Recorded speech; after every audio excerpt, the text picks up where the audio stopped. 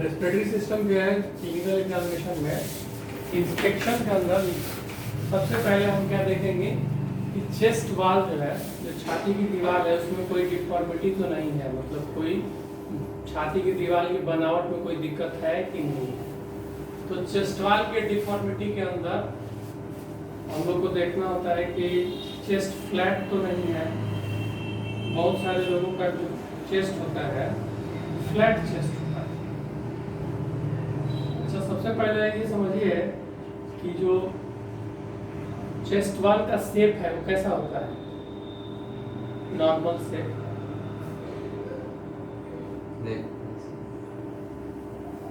Elliptical होता है। Elliptical अंडा देखे हैं लोग। नॉर्मल चेस्ट वाल का जो शेप होता है वो यूं होता है। अगर ये 5 है तो ये 5:7 का रेशियो होता है। ऐसे 5 इंच है तो ऐसे 7 इंच इसी शेप का होता है।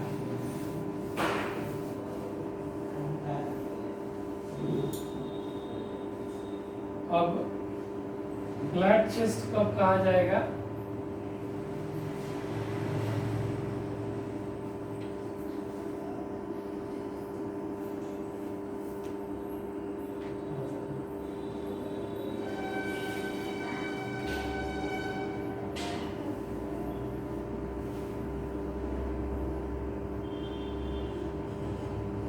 अगर यही रेशियो 1:2 का हो जाए, मतलब इसके ठीक डबल हो जाए ऐसे, मतलब चेस्ट क्या होगा, देखो वैसे नॉर्मली तुम्हारा चेस्ट इस तरीके से उठा हुआ है ऐसे, और ये फ्लैट हो जाए तो रेशियो क्या हो जाएगा कि जितना ऐसे चौड़ाई है तो सामने से जो अगर लेंथ आप देखोगे ट्रांसवर्स जो डायमीटर होगा उसका ठीक आधा ये हो जाएगा। ये ऐसा कब होता है ना, चेस्ट वाल फ्लैट कब होगा किसी का, मान लो कि ट्यूबरकुलोसिस हुआ, निमोनिया हुआ और लंग टिश्यू है तो उसमें डैमेज हुआ, लंग टिश्यू के जगह पर फाइब्रोसिस डेवलप कर गया। फाइब्रोसिस होगा तो लंग का वॉल्यूम क्या होगा, कम होगा ना, फाइब्रोसिस की वजह से सिकुड़ जाएगा और इसी की वजह से चेस्ट क्या होगा, फ्लैट हो जाएगा।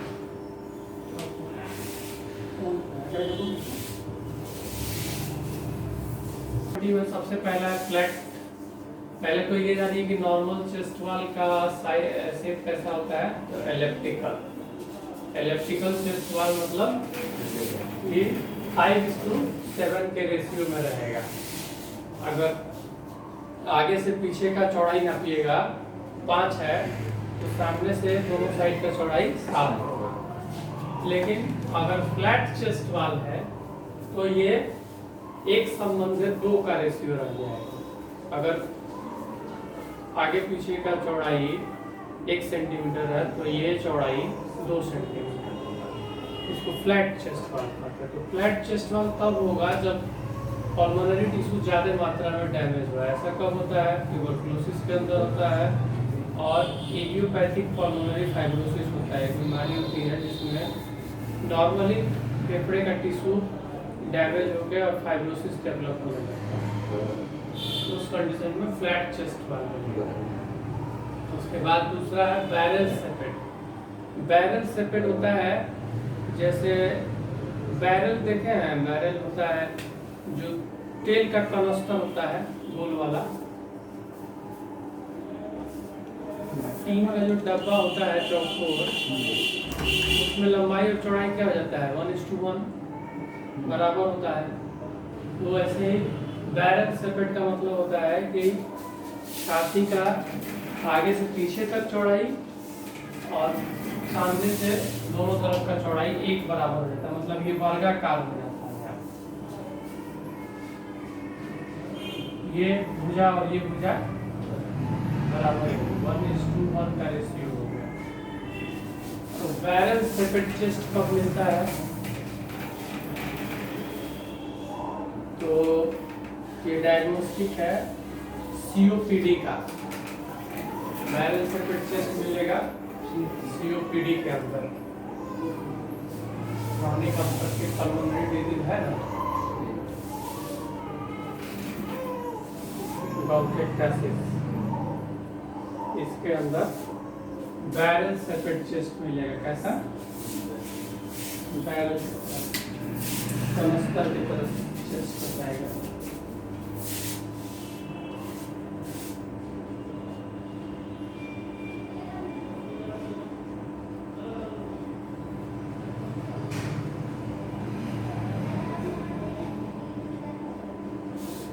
ठीक है,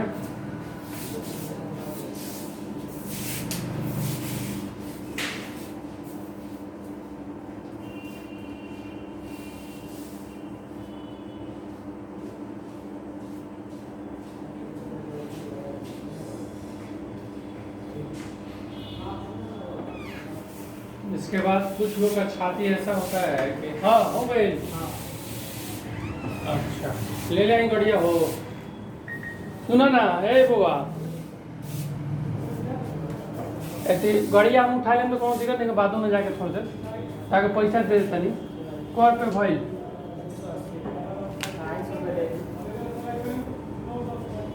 ऐसे भीतर से कोई लाता नहीं गर्दा लो पुलिस नाम लेट हो गए। ठीक बात, तो पुलिस को दूसरा दिन में मार दिया क्या?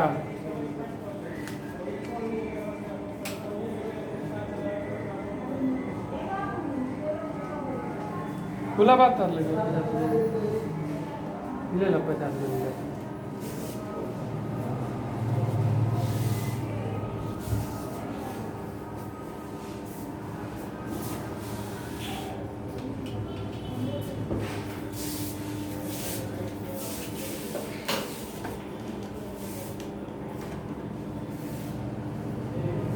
बहुत लोग का जो चेस्ट वाल है वो पिजन सेपेड हो जाता है, कबूतर के छाती की तरह। देखना बच्चों का तुम लोग ऐसे लंबा लंबा निकल ऐसे बाहर निकल जाएगा। कबूतर का छाती कैसे निकला रहता है? लंबा बाहर की तरफ। तो ऐसे चेस्ट वाल बाहर की तरफ फेंक देगा। ऐसा होता है इस तरीके का चेस्ट वाल हो जाएगा, ऐसे लगेगा कि फेंक दिया है बाहर।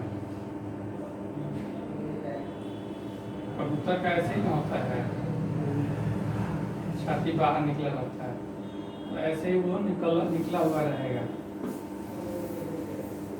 इसको पेक्टस कैरिनेटम भी कहा जाता है इस कंडीशन को, जिसमें कि छाती का दीवार बाहर की तरफ निकल जाता है। इसको पेक्टस कैरिनेटम कहा जाता है। और कारण देखो, विटामिन डी की कमी से ऑस्टियोमेलेसिया हो सकता है। एक और बीमारी होती है कनेक्टिव टिश्यू की, मार्फन सिंड्रोम।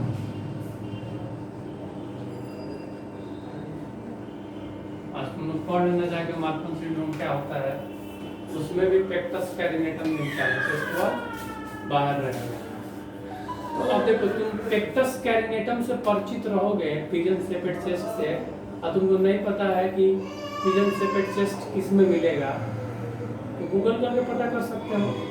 ये पता होना चाहिए कि पिजन सेपेड चेस्ट जो है वो अलग अलग बीमारियों में होता है। तो कारण तो तुम ढूंढ लोगे जब तुमको ये पता रहेगा कि इसका पिजन सेपेड चेस्ट है, तो कारण तो तुम्हारे हाथ में गूगल से मिल जाएगा। तो ये जानना ज्यादा जरूरी है कि पेक्टस कैरिनेटम वाला चेस्ट वाल होता कैसा है। थोड़ा गूगल करो, तुम अगर मोबाइल में देखो तो पेक्टस कैरिनेटम कैसा दिखा रहा है, साथ के साथ देखते चलो, कभी क्लियर होगा।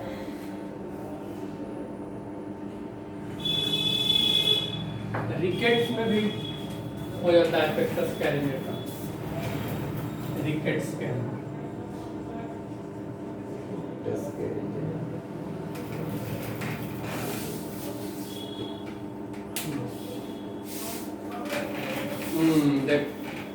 देखो ये दिखा रहा है, देख रहे हो, इसको भी दिखा रहा है, इसमें दिखाई दे रहा है।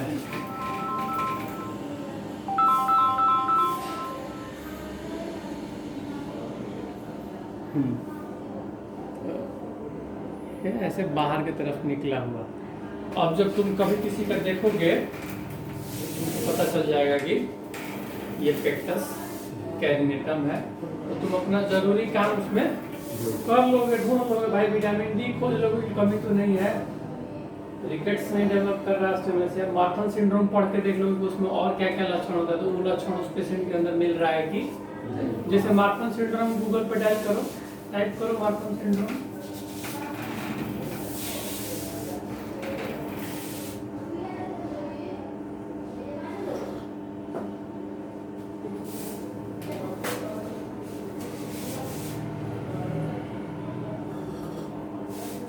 Clinical symptoms of Marfan syndrome, या वैसे मार्फन सिंड्रोम भी डालोगे तो आ जाएगा। क्या दे रहा है जी मार्फन सिंड्रोम में?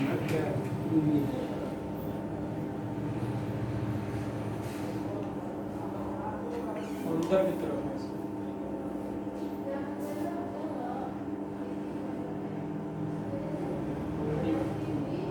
देखो मार्फन सिंड्रोम में दे रहा है क्या क्या होता है। एबनॉर्मल चेस्ट वॉल हो जाएगा, उसका हाथ और पैर शरीर की अपेक्षा बहुत लंबा लंबा हो और बहुत पतला और माने लंबा बिल्ड होगा, उसका चेहरा पतला होगा, नेक में भी पतला होगा उसका, और दांत बहुत गजिंग मतलब उगे होंगे, क्राउडेड टीथ होगा। स्टर्नम या तो धंसा होगा या बाहर की तरफ फेंका होगा। बाहर की तरफ फेंकेगा तो पेक्टस कैरिनेटम कहलाएगा, और अंदर की तरफ धंसा होगा तो पेक्टस एक्सकैवेटम कहलाएगा। क्या कहलाएगा? पेक्टस, वही फनल शेप जो होता है उसको पेक्टस एक्सकैवेटम कहलाएगा। और लंग में सिस्टिक फाइब्रोसिस जैसा चेंज होगा, आई का लेंस डिसलोकेटेड होगा, जॉइंट फ्लेक्सिबल होंगे, फीट उसका फ्लैट होगा, ये फिर फ्लैट फिट होगा, फीट के अंदर जो आर्च बना हुआ वो नहीं रहेगा, एकदम जमीन को पूरा टच करेगा ये पैर। देखो तुम लोग अब टच कर रहा है पूरा, बीच में उंगली घुस रहा है ना, उसका उंगली नहीं घुसेगा, फ्लैट फिट होगा। स्पाइन कर्व्ड होगा, कर्व्ड स्पाइन मतलब अब स्पाइन ऐसे आगे की तरफ कर्व हो सकता है, पीछे की तरफ हो सकता है, साइड की तरफ हो सकता है। आगे की तरफ जो स्पाइन कर्व होता है उसको हम लोग आगे की तरफ अगर ऐसे स्पाइन आगे की तरफ निकल जाए उसका एक खास नाम होता है। पीछे की तरफ जो होता है उसको काइफोसिस कहते हैं, कुबरा काइफोसिस। और साइड में ऐसे घूम जाए, जैसे दिखा है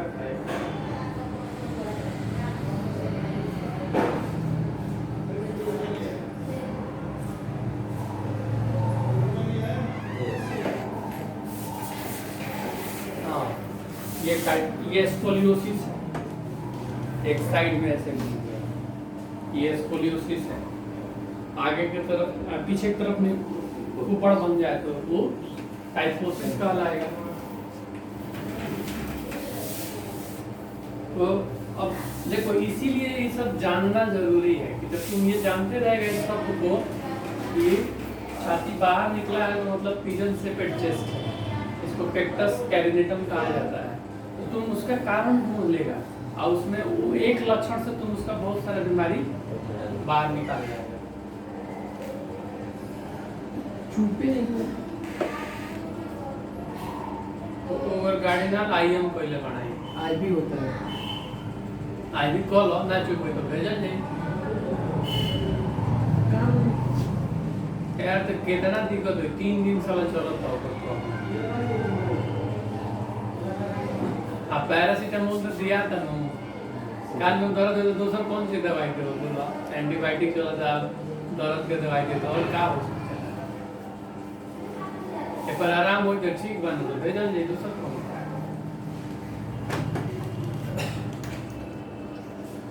एक बार आराम ना हो तो सीएसएफ जांच हुई, ऊपर सेलुलर स्पाइनल फ्लूइड की जांच हुई, मेनिंजियल इरिटेशन होती है, और कौन सा कान अगर बॉय करें तो 3 दिन में बॉय जाए, 3 दिन बहुत होला। जब बॉहूँ के बाद नहीं के भी बहुत तो एंटीबायोटिक लागता, दवा दर्द के दर्द वगैरह से ज्यादा और उनको कौन सी कॉर्बत को करे।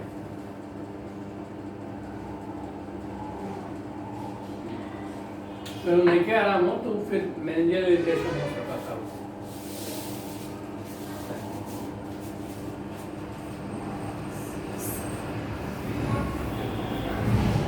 एक बाद रिकेटिक रोजरी भी चेस्ट वाल में ना ऐसे लगेगा ना कि कोई गुलाब का फूल का माला पहना दिया, ऐसे रिकेटिक रोजरी हो जाता। देखो उसका फोटो देखो रिकेटिक रोजरी का।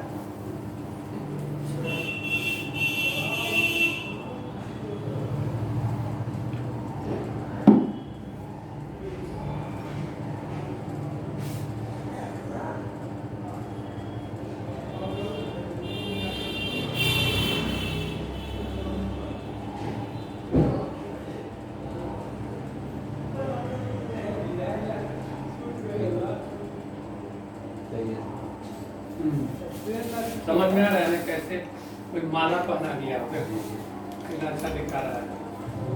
ऐसा लगता है कि किसी उसको माला पहना दिया गया। विटामिन डी की कमी से होता है रिकेट्स। विटामिन डी की कमी से होने वाला बीमारी है।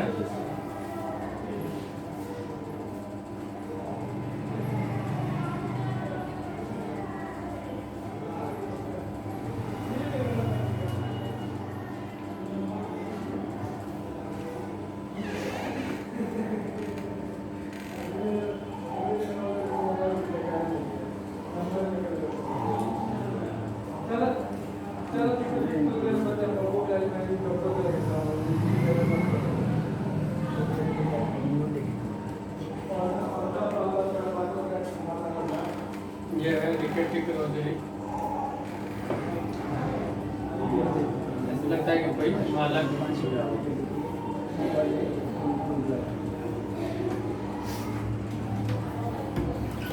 Harrison sulcus.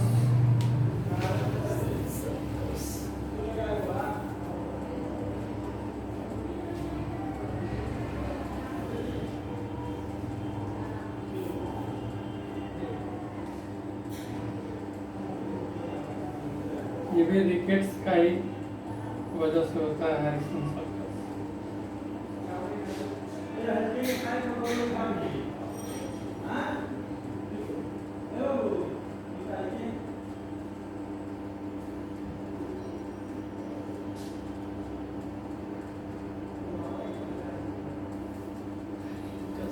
ये है हैरिसन सल्कस। देख रहे हो यहाँ पे गड्ढा सा हो जाता है।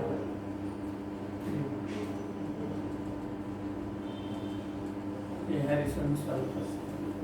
ये अलग अलग डिफॉर्मिटी चेस्ट वॉल का दिखता है, वो आपको अलग अलग बीमारियों की तरफ इंडिकेट करता है। तो इसको इंस्पेक्शन में चेस्ट वॉल के निरीक्षण में आप ध्यान देते हैं। उसके बाद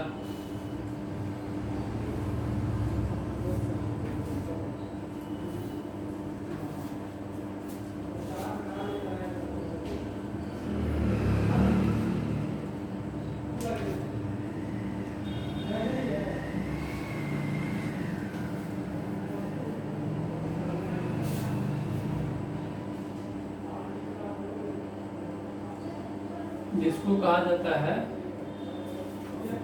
ये सुप्राक्लेविकुलर एरिया है। जहाँ मतलब हमारा क्लेविकल है ये जो हिस्सा है ये हमारा क्लेविकल है, शोल्डर है, इसके बीच वाला एरिया हाँ यहाँ तो खाली जगह है हड्डियों के बीच में, ये सुप्राक्लेविकुलर फोसा है। तो अगर किसी को इस हिस्से का पल्मोनरी टीबी हो जाए तो क्या होगा, वहाँ का लंग टिश्यू डैमेज हो जाएगा, तो ये हिस्सा क्या होगा अंदर की तरफ धंस जाएगा। और अगर ट्यूमर हो, गांठ हो, कैंसर हो तो ये हिस्सा क्या होगा बढ़ जाएगा। तो चेस्ट वॉल जब आप निरीक्षण कर रहे हैं तो आप सुप्राक्लेविकुलर एरिया को भी देखते हैं। उसके बाद आप रिब्स को देखते हैं कि जो छाती का बाती है वो उसका पोजीशन क्या है, मतलब बहुत आपस में घना हो गया है या उनके बीच की दूरी बढ़ रही है। दोनों का अपना महत्व है।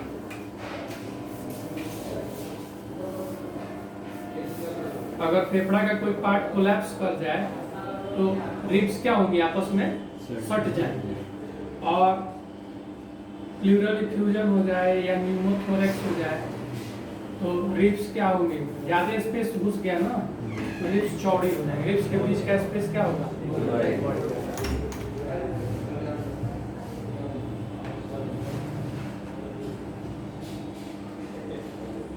उसके बाद शोल्डर का पोजीशन देखते हैं हम लोग और किस आकार में है।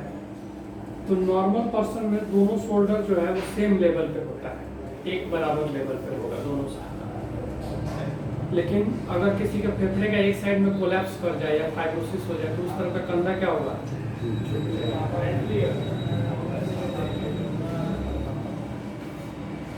तो दूसरे तरफ का भी शोल्डर का जो नॉर्मल काउंटर है वो भी क्या होगा, प्रभावित होगा। ये हम नीचे झुक जाएगा, ये भी थोड़ा सा डिस्प्लेस हो जाएगा।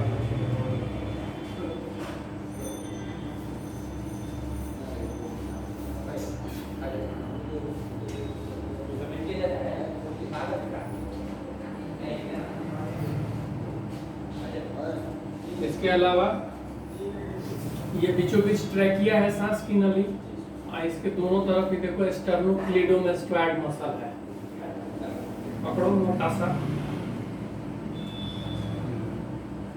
ये है स्टर्नोक्लीडोमास्टोइड मसल।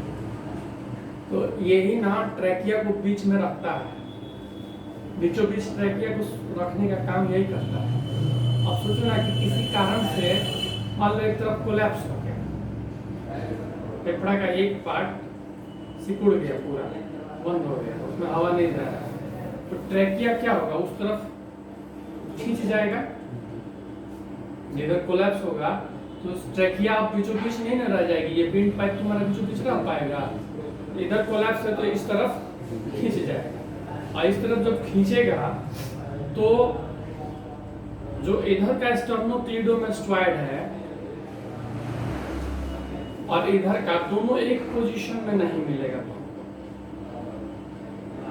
जिधर ट्रैकिया शिफ्ट हो जाएगा, जिधर ट्रैकिया मान लो इधर फेफड़ा का पार्ट कोलैप्स हुआ, ट्रैकिया इधर शिफ्ट हुआ, तो इधर वाला जो स्टर्नोक्लीडो है वो ज्यादा उभर के सामने फूल जाएगा, मतलब इसको बैलेंस करने, इधर भाग रहा है ट्रैकिया, लंग कोलैप्स की वजह से ट्रैकिया कहाँ भाग रहा है, इस तरफ, तो स्टर्नोक्लीडो इधर वाला क्या होगा, उभर जाएगा, सामने उभर जाएगा, उसको बैलेंस करना। अच्छा, ट्रैकिया का जो शिफ्ट होता है वो सेम साइड शिफ्ट होता है कब कब, कोलैप्स होगा तो। कोलैप्स सबसे कोई दिक्कत है तुम लोग को,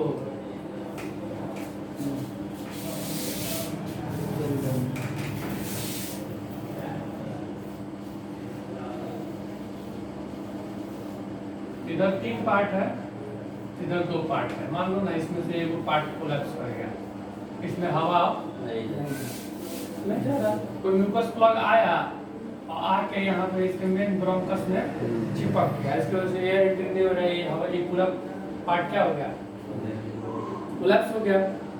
तो कोलैप्स होने से ये ट्रैकिया क्या होगी, इसकी तरफ भागेगी, ट्रैकिया मोर टुवर्ड्स इसके हो जाएगी, तो जो स्टर्नोक्लीडोमास्टोइड मसल है वो इस तरफ वाला क्या होगा, तो सेम जिधर पैथोलॉजी है उस तरफ ट्रैकिया शिफ्ट होती है किन किन बीमारियों में, कोलैप्स में, फाइब्रोसिस में, ट्यूमर में और इफ्यूजन में, सेम साइड शिफ्ट। और अपोजिट साइड शिफ्ट कब होगी, हवा भर जाए, अगर हवा इस तरफ भरेगा फेफड़े में तो ट्रैकिया इस तरफ भर जाएगी,